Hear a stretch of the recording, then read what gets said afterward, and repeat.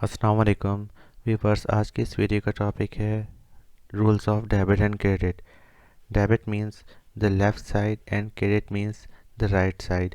ये इसकी एक बहुत सिंपल सी डेफिनेशन है। आइए इसे डिस्कस करते हैं। Rules of debit and credit. हमारे पास अकाउंट्स में कुछ हेड्स होते हैं जिसमें assets, expense, drawing, liability, equity और इनकम। अब एसेट्स, एक्सपेंस और ड्राइंग जब भी हमारे इंक्रीज होते हैं तो डेबिट साइड पे रिकॉर्ड होते हैं, और जब भी ये डिक्रीज होते हैं तो क्रेडिट साइड पे रिकॉर्ड होते हैं। इसी तरीके से लायबिलिटी, इक्विटी, इनकम ये जब भी हमारी डिक्रीज होंगी तो डेबिट साइड पे रिकॉर्ड होंगी, और जब भी ये इंक्रीज होंगी तो क्रेडिट साइड पे रिकॉर्ड होंगी। अब एसेट्स क्या होते हैं, एक्सपेंस क्या होते हैं, ड्राइंग, लायबिलिटी, इक्विटी, इनकम, हम इन्हें कैसे रिकॉग्नाइज करेंगे? तो उसके लिए मैंने एक लिस्ट बनाई है जो मैं आपसे शेयर करता हूँ। एसेट्स की दो टाइप्स होती हैं, एक करंट एसेट्स, एक फिक्स एसेट। करंट एसेट्स के अंदर वो एसेट्स आते हैं जो कि शॉर्ट टर्म में कन्वर्ट हो जाएं कैश के अंदर। मींस वो एसेट जो कि कुछ ही अरसे में कैश में कन्वर्ट हो जाएं, जैसे cash, marketable securities, account receivable. Account receivable क्या चीज़ होती है? हमने किसी को कुछ माल बेचा हो उधार पे, या सर्विसेज दी हो उधार पे जिसके बिहाफ पे हमें उनसे इनकम मिलनी हो। इसके बाद इन्वेंट्री आ जाती है। इन्वेंट्री वो गुड्स जो हमने प्रोड्यूस करके रखे हों सेल करने के लिए, वो हमारे करंट एसेट्स होते हैं। इसके अलावा प्रीपेड एक्सपेंस, एक्सपेंसेस जो हमने एडवांस में पेड कर दिए हों वो करंट एसेट का पार्ट बन जाते हैं। इसके बाद फिक्स एसेट की बारी आ गई। फिक्स एसेट में आते हैं लॉन्ग टर्म एसेट्स, जैसे कि लैंड। अब वो ज़मीन हम फ़ौरन ख़रीदते और बेचते तो नहीं है, उसमें हमें काफ़ी अरसा लगता है। कोई सा भी इस तरह का एसेट हो वो ख़रीदने में या बेचने में हो के महंगा आइटम होता है, तो इसीलिए ये वो एसेट्स होते हैं जिन्हें हम लॉन्ग टर्म यूज़ करते हैं, जिसमें लैंड हो जाएगा, बिल्डिंग्स हैं, furnitures, vehicles, machineries and equipments और इंटेंजिबल एसेट्स। ये एसेट्स ऐसे हैं जो हम काफ़ी अर्से यूटिलाइज करते हैं, इन्हें फ़ौरन सेल और परचेज नहीं करते। ये एसेट्स की कुछ टाइप्स थी जो कि मैंने यहाँ पे मेंशन करी हैं, आप इन्हें याद कर लीजिए, क्योंकि जब एग्जामिनर हमसे क्वेश्चन में सवाल करता है तो हम उसे रिकॉग्नाइज कर पाएंगे कि जब भी इन टाइप्स के बारे में बात हो रही होगी हम समझ जाएंगे एसेट्स के बारे में बात हो रही है। अब एक्सपेंस के बारे में बात कर लेते हैं। एक्सपेंस की मैंने यहाँ 20 एक्सपेंस की टाइप्स मेंशन करी हैं, जिसमें salaries expense, over time expense, rent expense, utilities, interest expense, fuel expense, travelling expense, repair and maintenance, office supplies, printing, stationery, insurance expense, depreciation expense. अभी डेप्रिसिएशन एक्सपेंसेस आप लोग के लिए एक नई चीज़ होगी। डेप्रिसिएशन वो एक्सपेंस होता है हमारा जो कि वक्त के साथ साथ लगता है। मतलब आपने एक फ़िक्स एसेट ख़रीदा और ये फ़िक्स एसेट पे ही लगता है। फ़िक्स एसेट, आपने एक बड़ी सी कार ख़रीदी, वो कार वक्त के साथ साथ डेप्रिसिएट होगी, मीन्स वो फरसूदा होगी। उसकी वो वाली कॉस्ट जो उस वक्त ख़रीदी थी आपने, वो आने वाले दिनों में वो कॉस्ट नहीं रहेगी, मीन्स वो डेप्रिसिएट होती चली जाएगी। तो वो जो एक्सपेंस होता है उसे हम डेप्रिसिएशन एक्सपेंस का नाम देते हैं।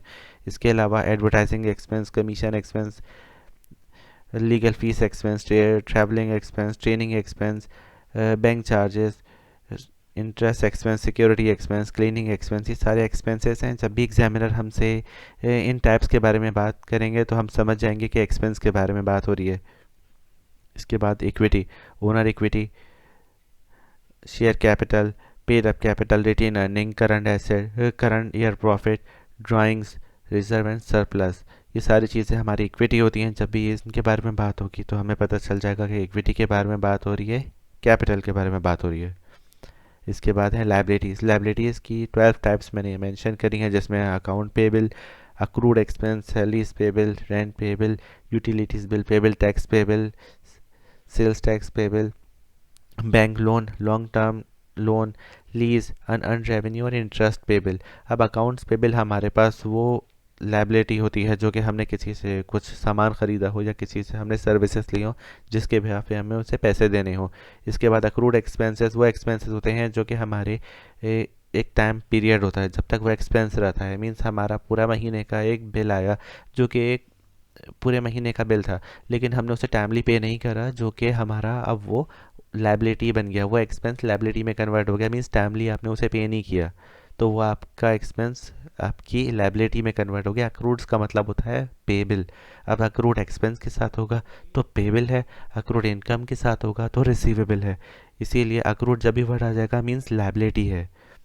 इसके बाद सैलरीज पेबल।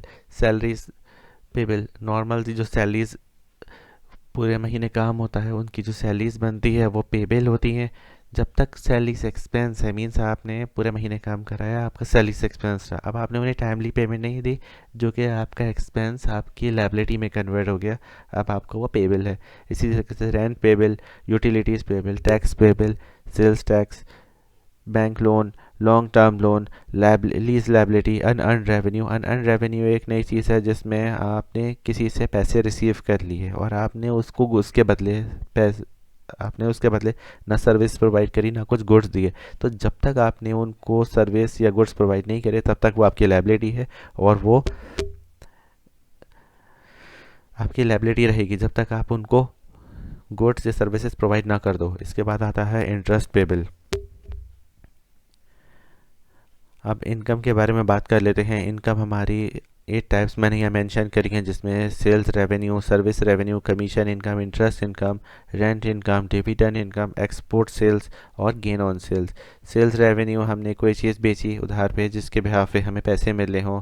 कुछ सर्विस रेवेन्यू, वो रेवेन्यू जो कि हमने सर्विस प्रोवाइड की हो किसी को जिसके बिहाफ पे हमें इनकम होनी हो।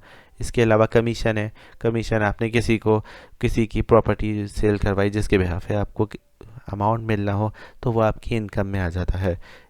उम्मीद करता हूँ आपको वीडियो पसंद आई होगी। इसको लाइक करिए, शेयर करिए और सब्सक्राइब करिए। Thank you. अल्लाह हाफिज़।